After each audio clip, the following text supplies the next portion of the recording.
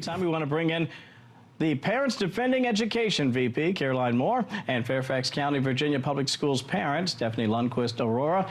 Great to have you both with us. Listen, I have to say, as a former high school athlete and coming from a big family full of athletes, I have seen how things have changed in the field of play. People talk about a big game like we just saw there in New Jersey, to the fact that now there are transgender athletes competing with girls, and some people feel like they're really being disenfranchised each and every day. Let me begin with you, Caroline. I want to share this from the lawsuit Blakeman versus James. It is undeniable that men have received more recognition in sports and have been afforded, that is, vastly greater opportunities to participate in sports, especially in the world of professional sports. Biological girls and women work tirelessly to differentiate themselves and gain recognition as female athletes. It goes on. If biological men are allowed to compete with biological females, it erases all the hard-earned progress and, more importantly, creates an unsafe and dangerous environment for those biological females to play in. Historically, women and girls receive fewer athletic opportunities, scholarships, and funds.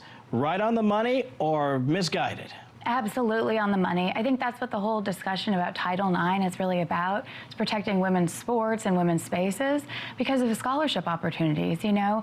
And by having biological men participate with biological females in sports, not only is it unfair and unsafe for the females who are playing, but really, I mean, it takes away scholarship opportunities for them and, you know, takes away placements, whether it's, you know, first, second, or third place in a sport that they've been achieving every single year. You know, once a biological man comes in, all of a sudden, you know, less females, you know, standing on the pedestal. Yeah, and listen, Riley Gaines has been outspoken, and she has talked about that. And I think it's not just college athletics. We're even talking about now possibly Olympic athletics being impacted by this, Stephanie. Let me share this from Campus Reform.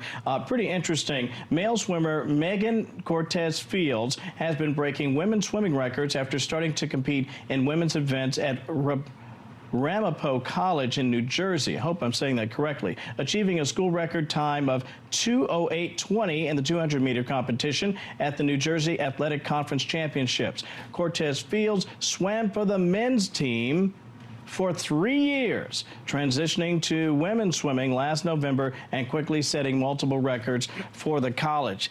Yeah, it has got to be really, I mean, you look, you're a mom, you have boys who I'm sure would love to be able to compete fairly. And if you had daughters, they would want the same thing. And that does not seem like this is a fair level of competition. That's absolutely the case. And I wonder, I have sons who play lacrosse, for example, and I was along the fields and there were parents talking about the prospect of their sons getting lacrosse scholarships and other scholarships for that matter. And the one thing that they said, and they were kind of making fun of this idea that you, especially in swimming, you have these people who are competing first as males, as men, and then they are competing against the women. Yeah. And they said, well, maybe if our sons competed against women, they could get scholarships. And they were just kidding, but they were making a mockery of this. And so I wonder what these men are thinking. Is it that, and I think this is Riley Gaines' philosophy, are they subpar swimmers and they're just dissatisfied with the times and the placement that they're getting, so then they switch and they think that they can have an unfair advantage against women? I'm not really sure.